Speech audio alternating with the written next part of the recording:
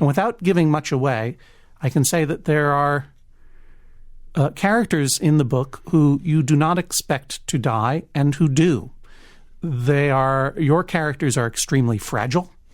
It is one of the things that was most exciting to me as a reader, to realize that these characters who you were following very closely could be maimed, and that those scars would stay.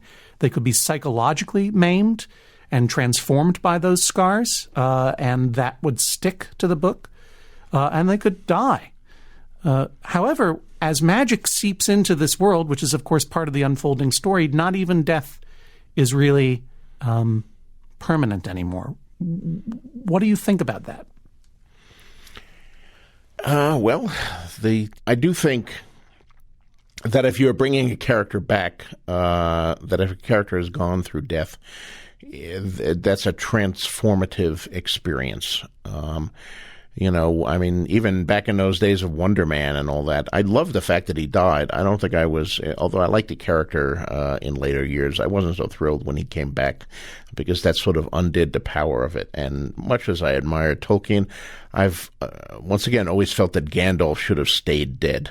I mean, that was such an incredible sequence in Fellowship of the Ring when he faces the Balrog on the bridge of Khazad-dûm and he falls into the gulf, and his last words are "Fly, you fools."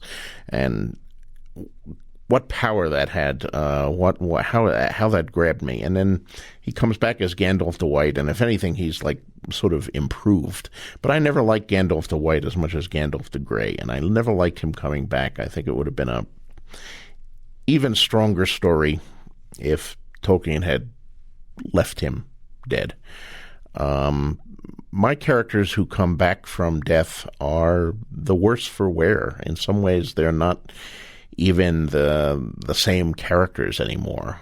The body may be moving, but some aspect of the spirit is changed or transformed, and they've lost something. One of the characters who has come back repeatedly from death is a minor character named Beric Dondarrion, the Lightning Lord, and each time he's revived, he loses a little more of himself. And he was sent on a mission before his first death. He was sent on a mission to do something, and it's like that's what he's clinging to. And he's forgetting other things. He's forgetting who he is or where he lived. He's forgotten the woman that he was once supposed to marry. Bits of his humanity are lost every time he comes back from death, but he remembers that mission. It's like his flesh is falling away from him, but this one thing, this purpose that he had, is part of what's animating him and bringing him back to death. And I think you see echoes of that with some of the other characters who have come back from death.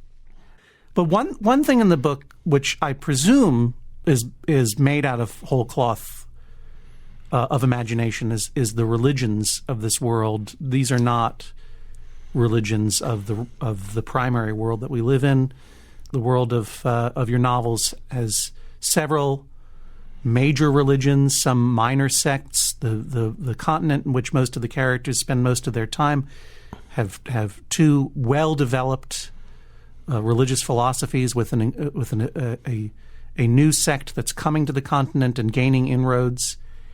And I was just curious as to, how does one sit down and create a religion?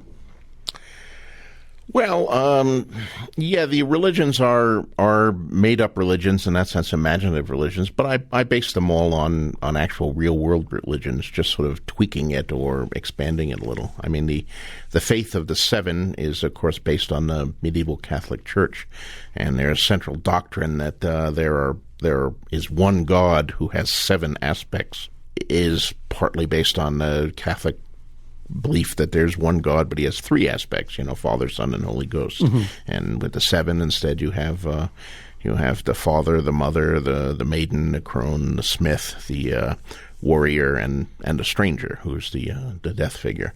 So, that's, I think, the general process for doing fantasy is you have to root it in reality. But then you play with it a little. Then you add the imaginative element, and then you make it largely bigger.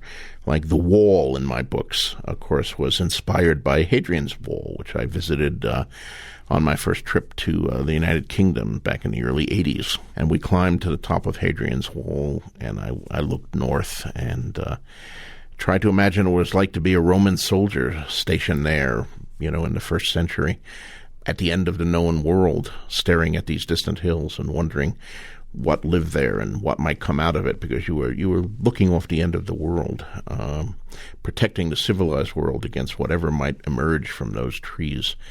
Of course, what tended to emerge from those trees were Scots, but we couldn't use that, so I made the wall considerably bigger and made it made of ice. That's the process of fantasizing. Because Hadrian's Wall, I think, was made of lucite originally, so not ice at all. Something like that.